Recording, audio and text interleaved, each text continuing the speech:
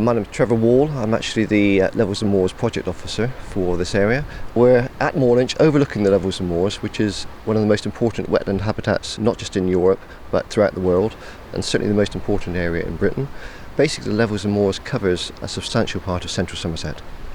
The issue with Somerset is it is a finite resource in terms of space, in terms of the suitability of roads for tourism, in terms of parking. So we have to look towards sustainable tourism as the way forward. Sustainable tourism means that we meet the needs of the present-day economy without conflicting with the future, so that we actually preserve the environment, we're caring for the environment, and at the same time enabling future generations to benefit from that economy as well. Not far from where we're standing here at Moorlinch is the Peatmore Centre, which is halfway between Shapwick and Westhay, very much in the heart of the Somerset Levels. Many people park in the Peatmore Centre to visit the local Shapwick Heath Reserve. The work that both Somerset County Council and Natural England are doing in this area is encouraging visitors today, but looking at preserving the area for the future and ensuring that the area is not damaged in the short term.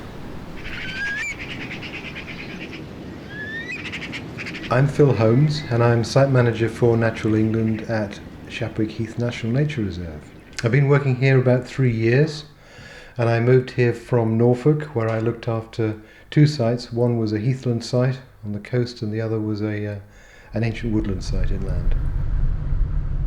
We're just driving into the reserve now, and we're going along the old railway line. Because of this big, wide, flat landscape, it's really well elevated above that landscape, so it's great for viewing around. So you can see all these big open water areas, you can see over the reed beds, you can see across to all this little wet woodland and fen areas, and it's really good for seeing the wildlife from here.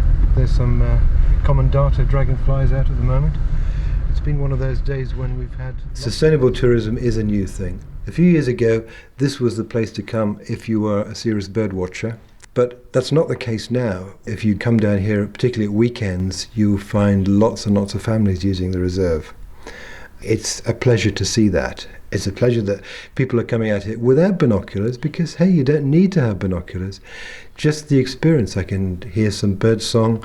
I'm looking out into a great landscape. It's really, really peaceful.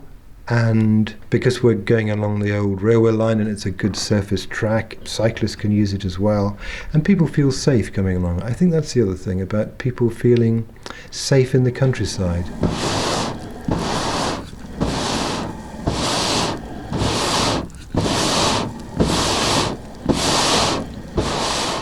My name's Eddie Wills. I'm the warden of the Peatmore Centre.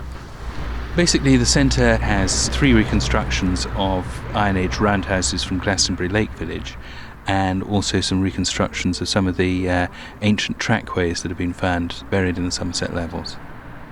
It is the archaeology that brings people from all over the world to come and see what we've got here.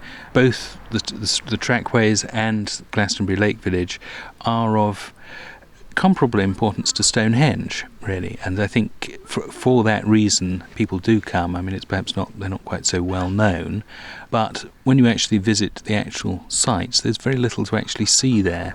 So we provide a focus for people to come and actually see something.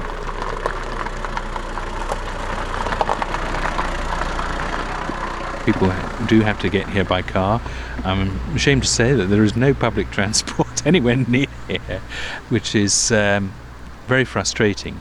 We have a local village tourism group that we've set up recently, and one of the aspects that we're particularly keen on trying to encourage is some sort of bus service to here, but also to the local communities, because it seems sensible that if we can promote a bus service, that it shouldn't just be purely for tourists, but that it should serve the community as well.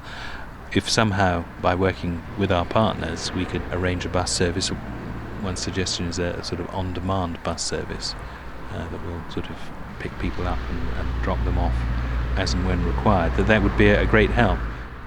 One key aspect of tourism in the Somerset Levels is the use of local food, and Somerset Levels Best is a trademark that is being encouraged for produce from the Levels and Moors, and Elaine Spencer-White is responsible as part of Food Links in developing this for this area.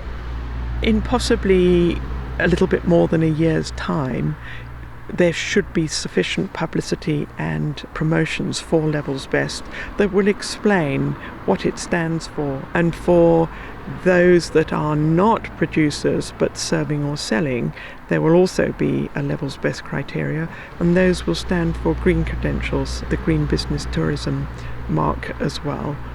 Last year we launched a cycle route called a Level Ride to Enjoy More Food, and it links 16 local food businesses, and it ranges from bed and breakfast to a fruit wine producer to a mill, a water mill, a hotel that does beautiful local lunches. And if you cycle the whole route, you've got an opportunity to call in at 16 different places that both produce, serve and sell local food that's made in the same area.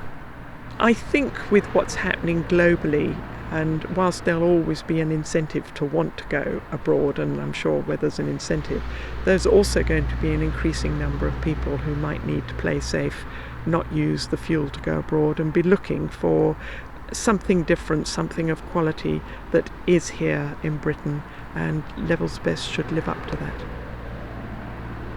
We have to act now, and we have to target the people who we wish to attract to this area. We're not looking at large numbers. We need to attract people who will enhance the rural economy by having increased spend, using the B&Bs, hiring their cycles, getting out and enjoying the Levels and Moors in a sustainable way.